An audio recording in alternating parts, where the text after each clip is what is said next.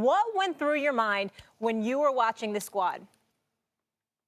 Well, several things went through my mind. Clearly. First things first. My God. These boys, I mean, Duke, whoa. Let me tell you something right now. Zion Williamson is special. Now, I had to check Mr. Jalen Rose just a few minutes ago when we were on Get Up. Leave me out of this. No, I'm leaving you out of this. This man had the audacity to unmitigated goal to go on national television and said Zion Williamson would not have been a starting five member of the Fab Five. Excuse me, I love Jimmy King and Ray Jackson, but Zion Williams wouldn't have started. It has to be a Super Six. Just stop it, all right? That's number one. He thinks they can't shoot. So I got to get that off my chest, all right? My God, it was something special to behold. This kid, he ain't even the best team on Duke. The best player on Duke. R.J. Barrett is the truth. The truth. He is a faster, more athletic version of Jalen Rose when he was on the Fab Five. I mean, this brother is special, okay? Those are the thoughts that came to my mind. Here's another thought that came to my mind, Max Kellerman. This was supposed to be the top 2 recruiting classes. Well, I've never seen such a drop-off between class 1 and class 2. I mean, I have been, in the interest of full disclosure, for those that may not know, I wrote for the Philadelphia Inquirer for 17 years. One of my very first assignments at the Philadelphia Inquirer in 1994 was the beat writer for Temple University covering John Chaney. Their number one nemesis was John Calipari, and UMass when they had Marcus Camby and Lou Rowe and Mike Williams and the crew, okay? My relationship with John Calipari goes back to 1994. Ladies and gentlemen, that's damn near 25 years. Yeah. I have never seen John Calipari team so dominated the way they were last night. They were completely outclassed. I'm not even putting it on coaching. I'm putting it on the recruiting because clearly. Is this like the Alabama of college basketball? It might be. I want to get to that. And let me say this to you. Listen, it's just one game. And I understand it. And I got to watch them tonight against Kansas. But I must confess to you, if I see this tonight against Kansas, Max Kellerman, I'm going to walk away thinking this was that UNLV team that went undefeated before they lost the national championship game to Duke, by the way. Duke, by the way. But I'm just telling you right now, we got a shot right now. If they're focused and they're ready and they want this, we got a shot at seeing a basketball team that can go undefeated for the entire year. Undefeated and win the national title in the same season. Are you as impressed as him? I am. Now, let me say, Jalen Rose is right. These guys don't shoot. Yeah. And the key to them going undefeated is going to be moving that ball because when you have every guy on the court can take their defender, then the kind of temptation is always, the short-term incentive is always, go get it, go get those points. They're going to have to keep that ball in motion, the offense in motion. That'll be the key to them.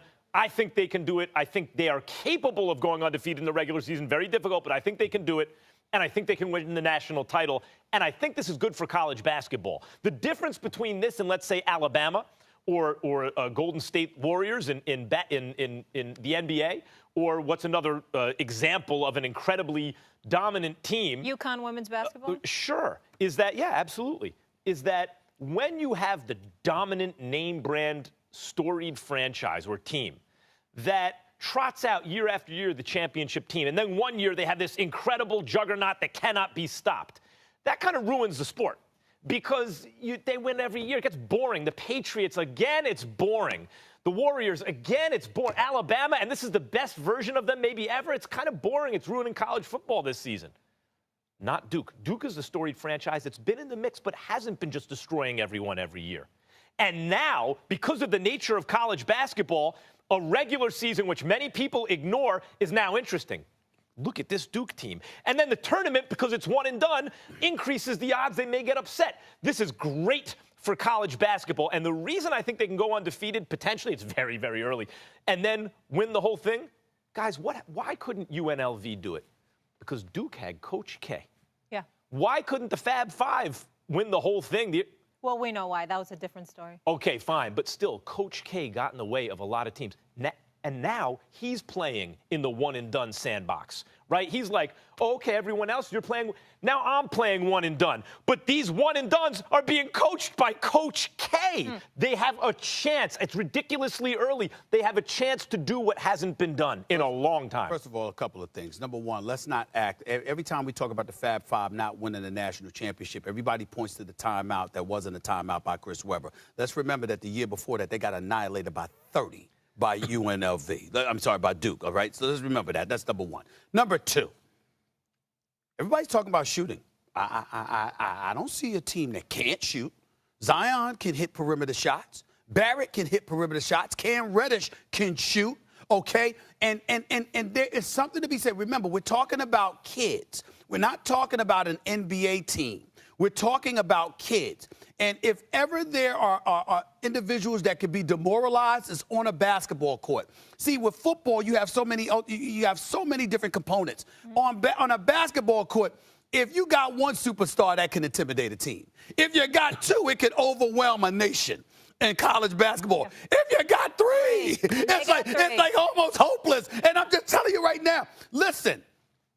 The Kentucky Wildcats were supposed to have the number 2 recruiting class in the nation. It was not a contest. It wasn't a contest. No. Yep. And I'm like, and you look at Zion, he's 270. But you know what it's like? With a handle. Who can pass and dribble. It's like an NFL team that has a great quarterback who can run. The temptation is always for the quarterback to pick up the first down with his legs because he can. But the short-term incentive can interfere with the long-term incentive because playing out of the pocket, you can get hurt. You may not have the same vertical kind of game. Right.